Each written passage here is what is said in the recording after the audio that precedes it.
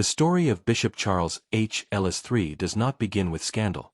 It begins with legacy, a legacy heavy enough to inspire reverence and yet burdened enough to crush a man under its weight. When Ellis inherited Greater Grace Temple in Detroit from his father, the late Bishop David L. Ellis Sr., he stepped into more than a pulpit. He stepped into one of the most prominent stages in Black Pentecostal history, a platform shaped by decades of spiritual influence, social significance, and community leadership. Greater Grace was not just a church, it was a cultural institution, a sanctuary where politics, music, and faith intersected, where civil rights leaders rubbed shoulders with gospel icons, and where the faithful gathered in numbers that most pastors could only dream of. And as you watch and listen to this powerful story unfold, don't just sit back in silence. Make your voice part of the conversation by dropping a comment, engaging with others, and subscribing so you never miss these deep explorations into faith, power, and accountability. Charles Ellis III rose to the challenge with charisma and ambition. His early years in leadership were marked by rapid expansion, soaring attendance, and a new era of national recognition. He was not only a pastor but a public figure, commanding attention from politicians, celebrities, and media outlets. His style was polished, his sermons fiery, and his presence magnetic. Soon, Greater Grace Temple wasn't just a church, it became a landmark, a symbol of Black religious authority in America, one that reached far beyond the streets of Detroit. To understand Ellis's rise is to understand the allure of modern megachurch leadership, where the pulpit doubles as a stage, where pastors become celebrities, and where the line between spiritual guidance and public influence grows thinner by the year. Yet, with such influence came the temptations of grandeur, and it wasn't long before cracks began to show in the shining image. For many in the congregation, the first unease came not from sermons or doctrine, but from optics. Greater Grace Temple became known for its luxury displays, its dramatic pageantry, and its larger-than-life productions. Services were broadcast with cinematic flair, complete with orchestras, choreographed entrances, and a level of performance that sometimes overshadowed the simplicity of worship. Ellis himself leaned into the image, cultivating a brand that mixed spiritual authority with celebrity presence. Rumors swirled about lavish spending, expensive attire, and access to private jets, which seemed at odds with the financial struggles many congregants faced daily. In an era where megachurch leaders like Creflo Dollar and Benny Hinn were already under fire for opulent lifestyles, Ellis's choices fueled a perception that spiritual leadership was being eclipsed by showmanship and materialism. Defenders argued that a church of Greater Grace's scale demanded such grandeur to maintain visibility and influence, but critics warned it was an early sign of a dangerous disconnect between pastor and people. The tipping point for national scrutiny came in 2018, during the funeral of legendary singer Aretha Franklin. The service, broadcast live around the world, was not just a farewell to the Queen of Soul but a convergence of America's cultural, political, and spiritual elite. Charles Ellis III, presiding over the funeral, suddenly found himself at the center of global controversy. During the event, he welcomed pop star Ariana Grande to the pulpit after her performance. Cameras captured him wrapping his arm around her in a manner that many viewers interpreted as inappropriate. The footage, magnified by millions of eyes and instant social media reaction, triggered outrage. Hashtags trended. Commentators dissected every frame. What might have once gone unnoticed in a local context exploded into an international scandal.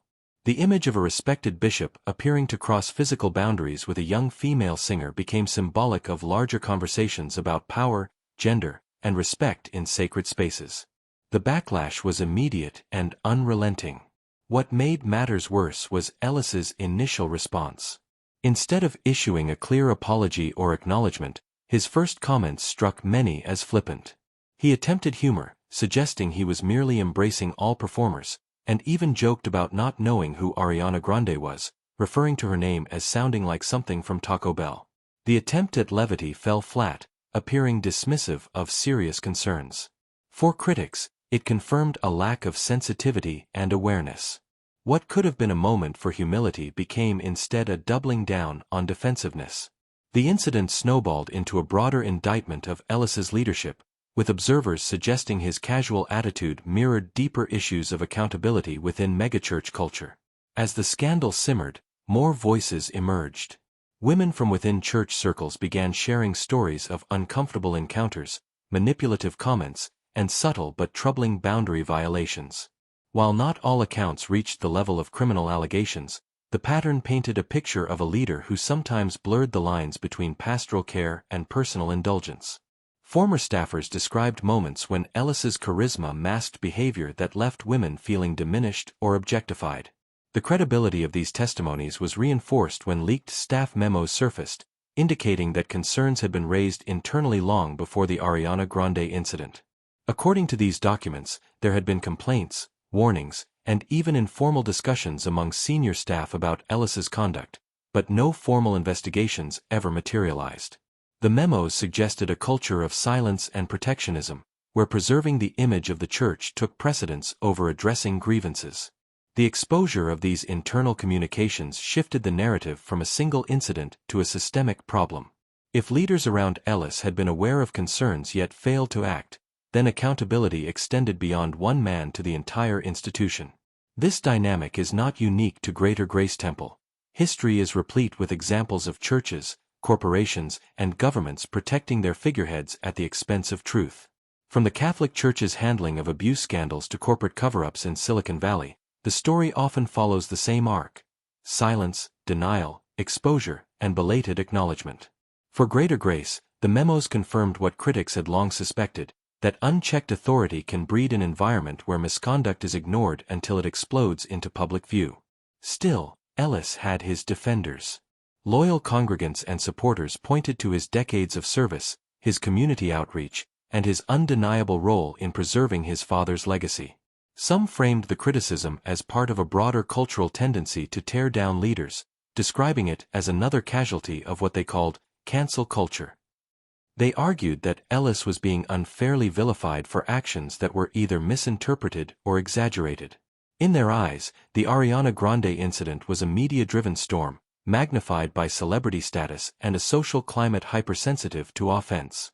These defenders rallied around Ellis, insisting that his heart remained committed to his flock and that no man should be defined by isolated lapses in judgment.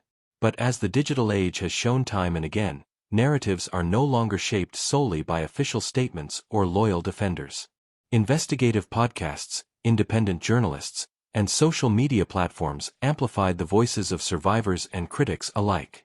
Testimonies that might once have been confined to whispers in church hallways were now broadcast to global audiences.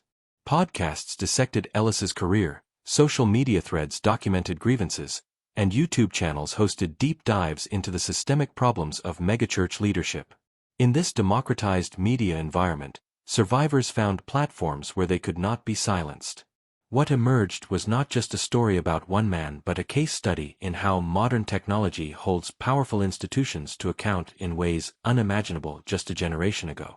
The Ellis controversy exposed more than allegations of misconduct. It illuminated the structural flaws inherent in certain church models. In many megachurches, authority is centralized, with little oversight from independent bodies. Boards are often composed of loyalists, financial records opaque, and grievance mechanisms inadequate. This lack of transparency creates fertile ground for abuses of power. When Ellis's case came to light, it raised uncomfortable questions not only for Greater Grace but for churches across the nation. How many other leaders operated without checks?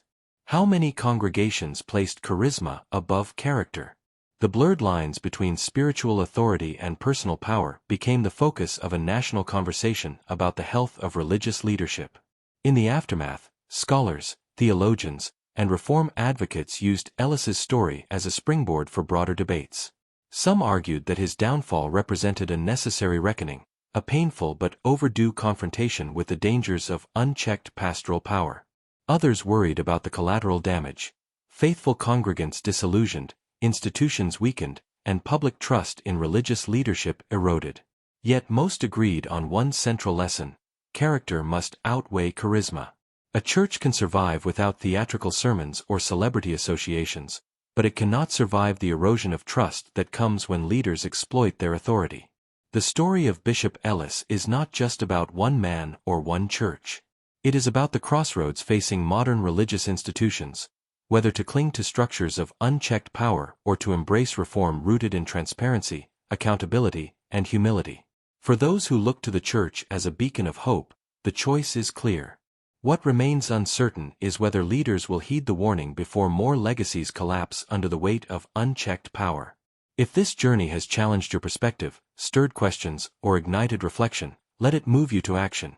Share your thoughts in the comments, spark dialogue with others, and subscribe so you can stay with us as we continue uncovering the hidden stories that shape how we understand leadership, integrity, and faith.